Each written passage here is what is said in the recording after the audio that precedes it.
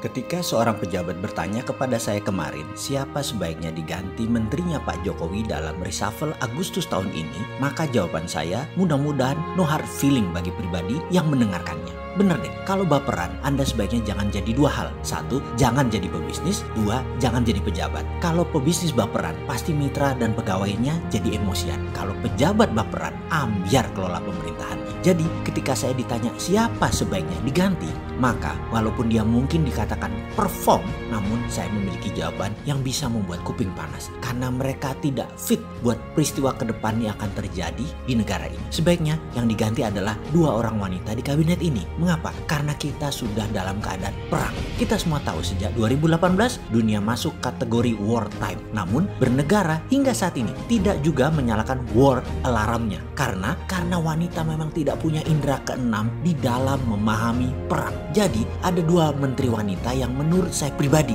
pendapat pribadi ini loh ya, tidak cocok untuk masa perang ini adalah Menteri Luar Negeri dan Menteri Keuangan. No hard feeling ya, please. Ini masalah berbangsa. Sebaiknya diganti dengan pria yang berpengalaman. Dan saya secara pribadi tidak mengenal secara dalam mereka. Namun rekam jejak mereka membuktikan saat ini masa yang tepat untuk mereka masuk di kabinet. Pertama, Pak Sudrajat, Majen Purnawirawan, di mana beliau pernah menjadi calon gubernur Jawa Barat. Beliau pernah menjadi dubes di Cina cukup lama sehingga mengenal dengan baik dalam tanda petik what is inside China. Juga pernah lama menjadi atase pertahanan di Amerika dan Inggris. Tiga negara ini saat ini pemain utama perang dagang dan perang-perang lainnya yang mereka lakukan seperti biological warfare, currency warfare, dan banyak lagi. Kehadiran orang yang paham diplomasi tingkat tinggi ini penting. Beliau menurut saya sangat pantas. Kedua, menggantikan ibu yang telah berprestasi hingga saat ini. Namun ke depan menurut saya seorang dosen senior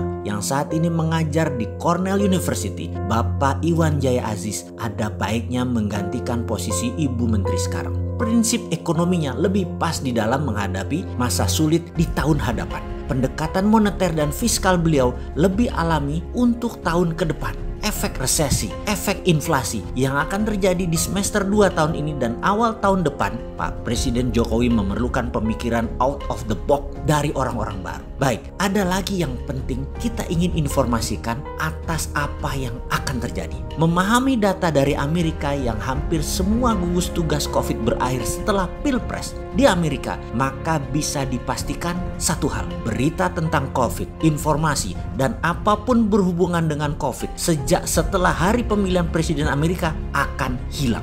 Kita semua mendadak hening tak mendengar apapun tentang COVID. Bukan COVID-nya hilang secara harafiah, tetapi hilang beritanya dari berita mainstream dunia. Dimana kita tahu semua berita dunia ini, berita mainstreamnya dikendalikan globalis cabal semuanya. Kalau Anda mendengar berita buruk Amerika, pasti dari media globalis cabal. Tapi kalau Anda mendengar Trump itu positif, pasti dari Fox News dan berita nasionalis Amerika. Terlepas Trump menang atau kalah, berita COVID hilang. Artinya COVID bukan health issue, tetapi COVID-19 adalah political tools. Saya teringat kata-kata mantan Menteri Kesehatan Ibu Siti Fadilah yang saya anggap the forgotten hero atau pahlawan tak dikenal. Pahlawan yang memenangkan perang biologi SARS di Indonesia. Dia pernah mengatakan, saya sekarang kalah, tetapi dulu saya pernah menang.